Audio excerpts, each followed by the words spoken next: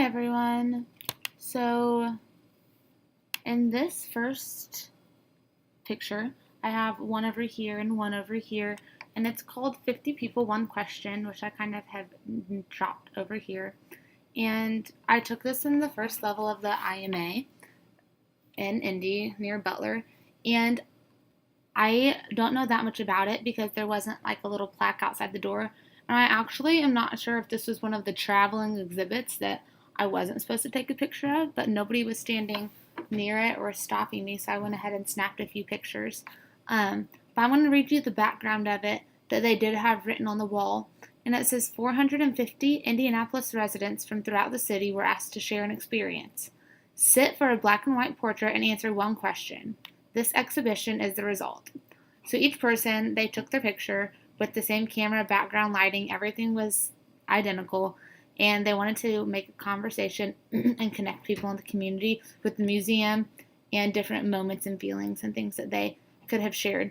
And the result of this was these pictures, and it shows diversity and things in common, and their goal was kind of to put this out so that people could explore that. And they also wanted it to tell a story, and that story is to reveal Indianapolis itself.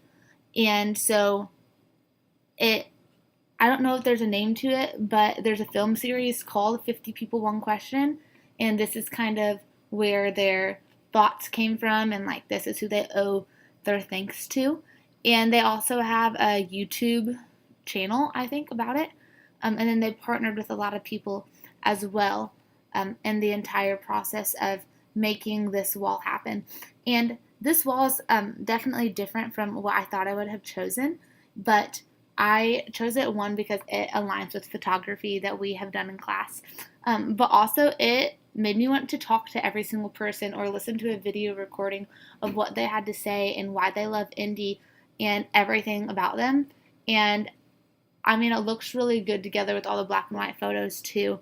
So emotionally, I was like, wow, let me hear their story and connect with them, because it felt like they all connected in some way.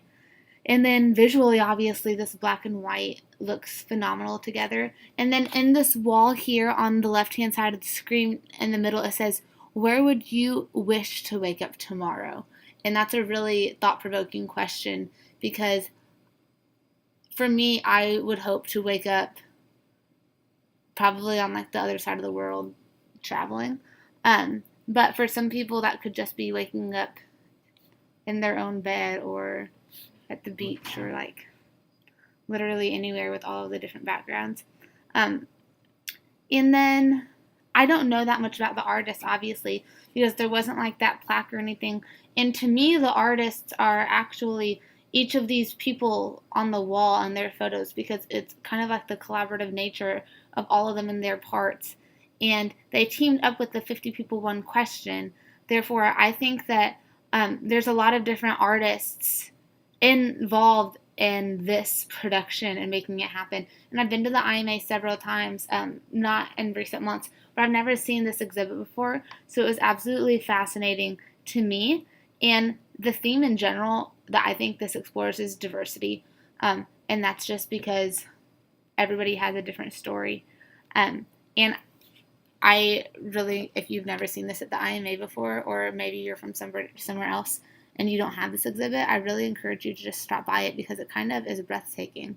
So jumping to my next image, ignore all of my background screen information here. This is my info on the 50 People, One Question here that I kind of narrated to you all.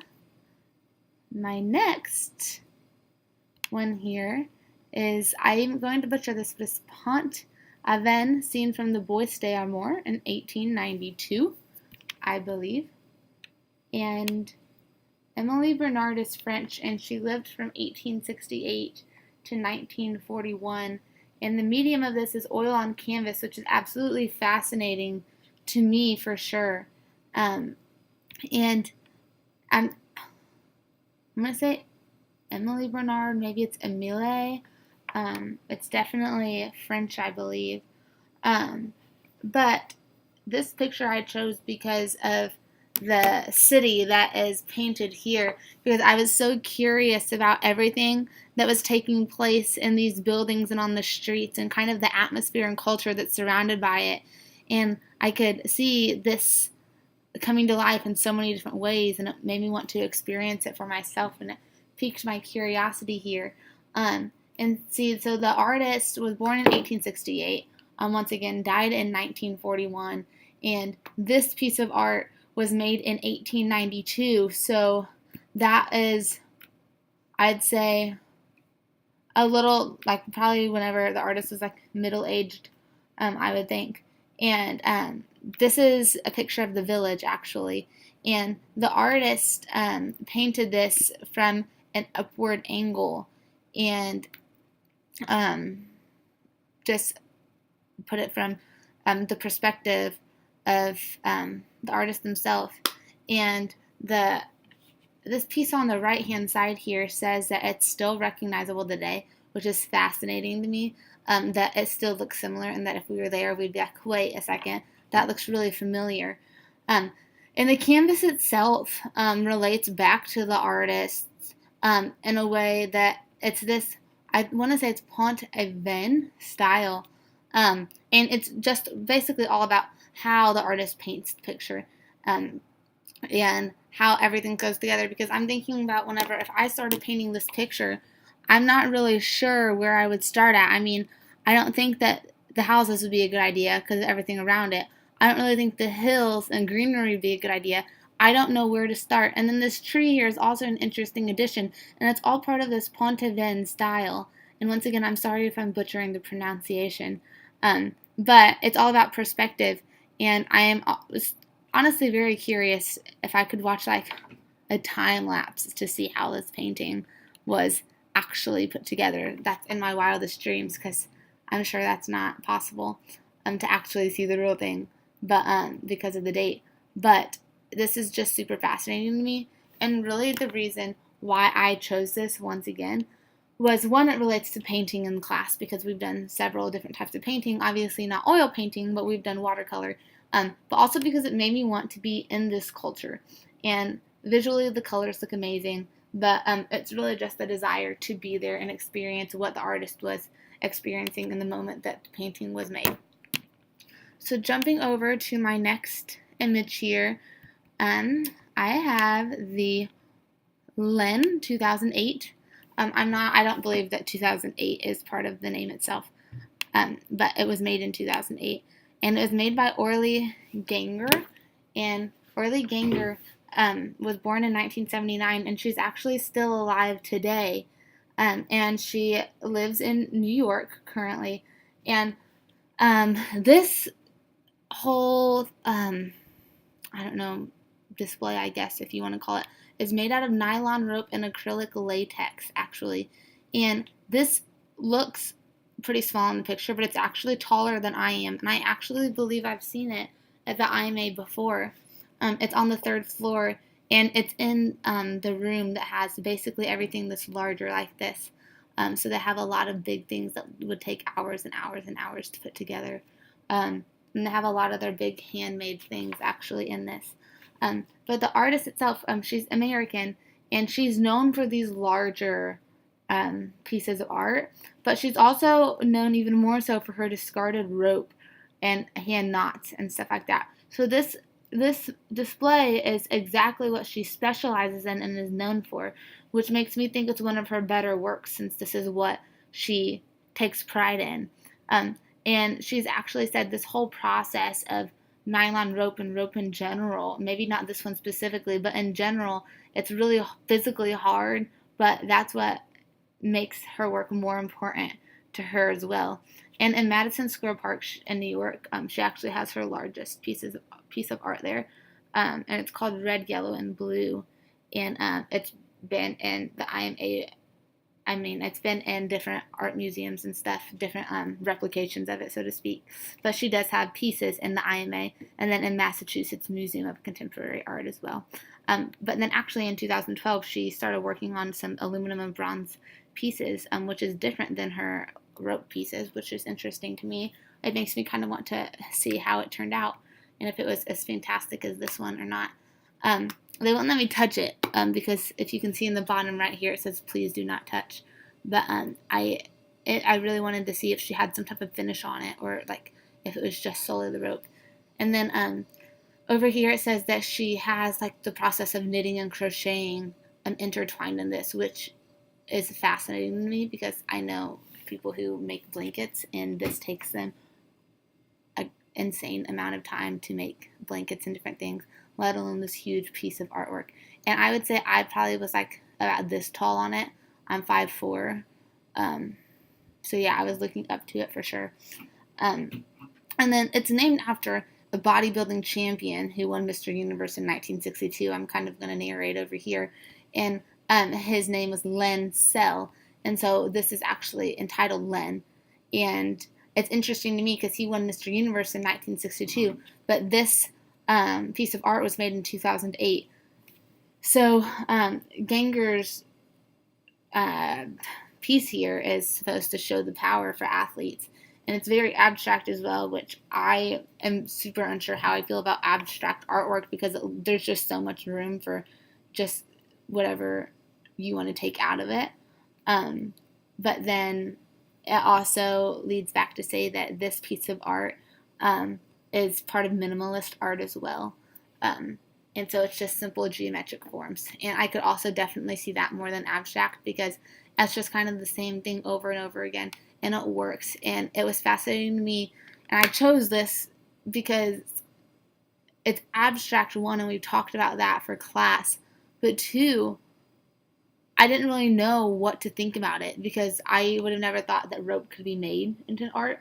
But it was basically, my mind was blown over it and how somebody can make this. And so that is the reason why I chose this piece. And then, last but not least, is this piece over here. And I actually have a little bit about it down here in the bottom left-hand side corner. And I'm also going to butcher the pronunciations here too. But the piece itself is called Cerilio Blanco. And the artist is Gyro Andrejen. I know I'm butchering that. I apologize. But he was actually born in 1922 in Indianapolis. He now lives in New Mexico. But it's cool that he's an Indy native, and I actually did not know that until I did a little research upon returning home. And this piece was made in 1987, so once again, he was probably middle-aged when he did this. And it's acrylic on canvas, which is fascinating. And you can see a little bit of the glare up here in the right-hand corner of the painting itself to see it's acrylic. But from here, it almost looks like it's a full piece that is made out of something a little harder. But I chose this because it's hard to tell from the picture, but to me it looked like basically all of this painting and color that was very similar, and the only thing that distinguished it was essentially pencil lines. Some type of pencil or light colored thing that made it like that. And I was taken back because I was like, wow, this is fascinating to me because it's so simple, yet it looks beautiful standing back. And it's something that I want in my room, and I'm sure it is ridiculously expensive. But the artist himself, he's known for rhythmic patterns of ornamental design, and he uses like Mediterranean, African, and Middle Eastern culture traditions. So that definitely aligns with this piece of art exactly. I see a lot of geometric lines, and this also relates to something we did early on in class where we were kind of making our own essentially geometric lines and different things, and this is very much that. And I'm also interested in his process of how he does this and puts it together, because I'm sure the lines would have to be drawn on first, but then the colors going together is just beautiful because they're just different variations of the same color essentially. And I was doing a little research, and this artist actually has some of his patterns on different floors and things like that, and then different like collages and stuff that he has together. And there's like, it's in courtyards and architectural things and tiled walls and everything like that. So it's just really fascinating. And his art actually has been continual for more than 50 years. and he has pizzas in over 60 museums, which is just crazy. And he's actually in New Mexico. He's a professor at the Heron School of Art, which is crazy. I mean, can you imagine having him as your art teacher, as notable as he is, and with this craziness? It would just be very intimidating for me, to say the least. But this was just a beautiful piece to me because it was very simple, and I like boring colors as an individual anyway. It's just very neutral, browns, tans, whites, very, very pale pinks. And so the color stood out to me in its simplicity. And then once again, the just pencil lines that basically made the picture what it was, and that blows my mind. And I'm sure there's so much more to it than that. But that's really what stood out to me. I hope that you enjoyed my pictures, and that I didn't entirely bore you this entire time.